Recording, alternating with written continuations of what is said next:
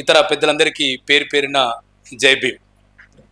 ఒక మంచి డిమాండ్ చాలా కాలం నుంచి అంజన్న తన శక్తి మించిన పని చేస్తూ ఉన్నాడు. అటు రాహుల్ గాంధీ ఇటు అంజన్ ఇద్దరు ఆయనేమో రాజ్యాంగాన్ని రక్షించాలని చెప్పి పార్లమెంట్లో దేశమంతా పట్టుకొని తిరిగి ఓ 2-3 రాష్ట్రాల్లో అధికారాన్ని కొట్టేశాడు. మరి ఆ అధికారాన్ని కొట్టేయడానికి కారణమైన రాజ్యాంగానికి సంబంధించిన ఈ అంశాన్ని పాఠ్య పుస్తకాలలో పెట్టుమని చెప్పి ఆయన ద్వారా రేవంత్ రెడ్డికి ఒక లెటర్ కూడా మనం రాయించాలి. అవసరమైతే రాహుల్ గాంధీని కలిసి అయ్యా మీరు రాజ్యాంగాన్ని పట్టుకుంటారు కదా, మరి ఆ రాజ్యాంగంలో ఏముందో భవిష్యత్ తరాలకు తెలవాలి కదా, ఆ భవిష్యత్ తరాలకు తెలవాలంటే మీరు అధికారంలో ఉన్న ముఖ్యంగా కర్ణాటక అదేవిధంగా తెలంగాణలోనైనా మీరు ఇది పాఠ్యాంశంగా చేర్చమని చెప్పి మనం అడగాల్సిన అవసరం అయితే అదొకటి ఉంది. రెండోది, ఇప్పటికే మొత్తమే రాజ్యాంగం పాఠ్యాంశం లేకుండా లేదు. సాంఘిక శాస్త్రంలో 8th క్లాస్లో మనకు ఉంది. చాలా దాదాపు ప్రభుత్వ పాఠ్య పుస్తకాల్లో ప్రతి పుస్తకం మీద రాజ్యాంగ పీఠిక చివరి పేజీల్లో మొదటి పేజీల్లో మనకు రాజ్యాంగ పీఠిక కనిపిస్తుంది, కానీ దాన్ని ఎవడు చదవడు. నిన్నగాక మొన్న మెదక్ జిల్లా బూరుగుపల్లి జిల్లా పరిషత్ పాఠశాలలో గత 5-6 నెలలుగా అక్కడ ఒక మనువాది సోషల్ టీచర్ రాజ్యాంగం చెప్పాలి మనువాదం చెప్తున్నాడు. రవిబాబు అని ఒక కమ్మ టీచర్.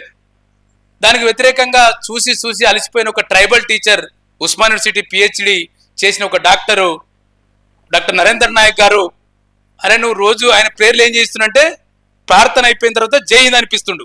మనందరికీ తెలుసు జై హింద్ అనొచ్చు అని, జై హింద్ అనొచ్చు, హిందుస్థాన్ అనొచ్చు అని మనందరికీ తెలుసు. కానీ ఇంకో తెలియని విషయం ఏంటంటే ప్రార్థన చేసిన తర్వాత ఏం చేయాలి అనే స్కూల్ కోడ్ ఆఫ్ కండక్ట్ ఉంటుంది. అసలు స్కూల్ కోడ్ ఆఫ్ కండక్ట్ లేదు ఎక్కడ కూడా దేశంలో, ఒక కేంద్రీయ విద్యాలయాలకు తప్ప ఏ విద్యా సంస్థలకు లేదు. ఆ టీచర్ ఏం చేసిండు, మెల్లగా ప్రార్థనలో జై హింద్ అనిపిస్తూ క్లాస్ రూమ్లో మనం సార్ పిలిస్తే అంజన్న పిలిస్తే SRO జై భీమ్ అంటాం కదా, వాడు ఏం చేసిండంటే క్లాస్ రూమ్లో కూడా జై హిందూ జై శ్రీరామ్ అని దాకా తీసుకుపోయాడు. దానికి వ్యతిరేకంగా టీచరు ఒకనాడు అసెంబ్లీలో మొన్న 7వ తేదీ నాడు అసెంబ్లీలోకి వచ్చి నువ్వు గనక జై హింద్ అనిపిస్తే ఇదే అసెంబ్లీలో క్లాస్ రూమ్లో జై భీమ్ కూడా అనాలి అని ఆ టీచర్ డాక్టర్ నరేందర్ నాయక్ అక్కడ పోరాటం చేశాడు. స్కూల్లో చేస్తే DEO నోటీస్ ఇచ్చాడు, నువ్వు జై భీమ్ అనద్దంటున్నవాట, నువ్వు జై భీమ్ జై హిందూ అనద్దంటున్నవాట, జై భీమ్ అనాలన్నట అని చెప్పి స్కూల్లో DEO నోటీస్ ఇవ్వడానికి కారణం ఈ స్కూల్లో జరుగుతున్న కారణం అంతా, మొత్తం వివాదాన్ని గొడవ అంతా ఆ టీచర్ రవిబాబు అంటే ఆయన మనువాదులకు చెప్తే ఒక 60 మంది గుంపు ఆ జిల్లా పరిషత్ బూరుగుపల్లి పాఠశాల అంటే ఒకప్పుడు మావోయిస్ట్ పార్టీ కేంద్రం, ఇప్పుడు క్రిస్టియన్ల కేంద్రం. ఆ స్కూల్ మీద ఆ ఊరోళ్ళు ఎవరు లేరు, వచ్చి మొత్తము అక్కడ దాడి చేసి కొట్టినంత పని చేశారు డాక్టర్ నరేంద్ర నాయక్. ఆయన అదరకుండా బెదరకుండా వాళ్ళందరినీ ఎదిరించి ఒక్కడిగా చేస్తే ఆయనకి వాళ్ళ గిఫ్ట్ ఏమొచ్చిందంటే నోటీస్ వచ్చింది. నోటీస్ని వల్ల విరమించుకున్నామని చెప్పి ఆ DEO హామీ ఇచ్చిండు. విరమించుకోకపోతే మేము పెద్ద ఎత్తున ఆందోళన చేస్తామని కూడా చెప్పాం. అంటే మనం ఒకవైపు రాజ్యాంగం మాట్లాడుతున్నాం, పాఠ్యాంశాలు కావాలంటున్నాం, కానీ ఇంకొకటి చాలా స్కూళ్ళల్లో ఇవాళ సరస్వతి వస్తుంది. సరస్వతికి చదవతో లేదో తెలియదు మనకు, ఆమె ఎట్టుంటుందో నేను చూడలేదు. సావిత్రిబాయి చూసాం మనందరం. సరస్వతి స్కూల్ ఆ బొమ్మ స్కూల్ ఆవరణలోకి వచ్చింది.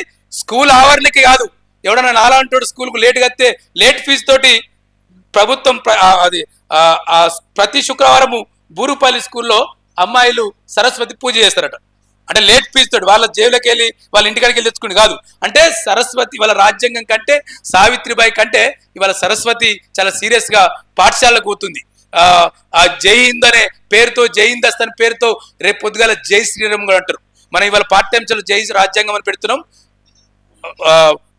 బీజేపీ అధికారంలో ఉన్న 2 రాష్ట్రాలలో జై శ్రీరామ్ అని చెప్పి ఒక విధానాన్ని తీసుకొచ్చారు. అసెంబ్లీ అయిపోయిన తర్వాత జై శ్రీరామ్ అని చెప్పి ఒక విధానాన్ని ఇవాళ తీసుకొచ్చిన సందర్భం ఉంది. కాబట్టి ఒక మంచి డిమాండ్, రాజ్యాంగం ఎందుకు రాజ్యాంగం చెప్తామంటే సమానత్వాన్ని బోధించింది, స్వేచ్ఛను బోధించింది, సౌరభావాన్ని బోధించింది. ఈ 3 అంశాలే కదా. ఈ 3 అంశాలు ఉన్నాయి కాబట్టి మనల్ని మనుషులుగా రికగ్నైజ్ చేసింది రాజ్యాంగం. కాబట్టి ఈ రాజ్యాంగాన్ని పాఠ్య పుస్తకాలు పెట్టడానికి ఇంతకుముందు రమేష్ అన్న ఒక కార్యాచరణ ఇచ్చిండు. ఇక్కడ SCCRT ఉంటుంది, పుస్తకం రాసేటోడు. SCCRTలో ఉన్న వాళ్ళంతా మనువాదులే, వాళ్ళ దగ్గరికి పోయి కూర్చోవాలి. ముఖ్యమంత్రితో పాటు SCCRT బృందంతో కూర్చోవాలి. డైరెక్టర్ ఆఫ్ స్కూల్ డైరెక్షన్ డైస్ ఉంటుంది. ఆ డైస్ తోటి అదేవిధంగా ఇప్పుడు ప్రిన్సిపల్ సెక్రటరీ ఎడ్యుకేషన్ దళితురాలు ఉంది ఒక ఆమె యోగితరాన్ని, ఆమెను కలవాలి. డైరెక్టర్ ఆఫ్ స్కూల్ ఎడ్యుకేషన్ ను, ఎస్సీఆర్టీ బృందాన్ని, మురళి గారిని, అనేక మందిని కలిసి ఒక ఒత్తిడి చేస్తే తప్ప ఇది కాదు. అంటే రాజ్యాంగం గురించి ఇప్పుడు ఒక సానుకూలమైన వాతావరణం ఉంది, కాంగ్రెస్ రాజ్యాంగం గురించి మాట్లాడుతుంది కాబట్టి ఈ టైంలో మనం దాన్ని సాధించుకోవాల్సిన అవసరం ఉంది.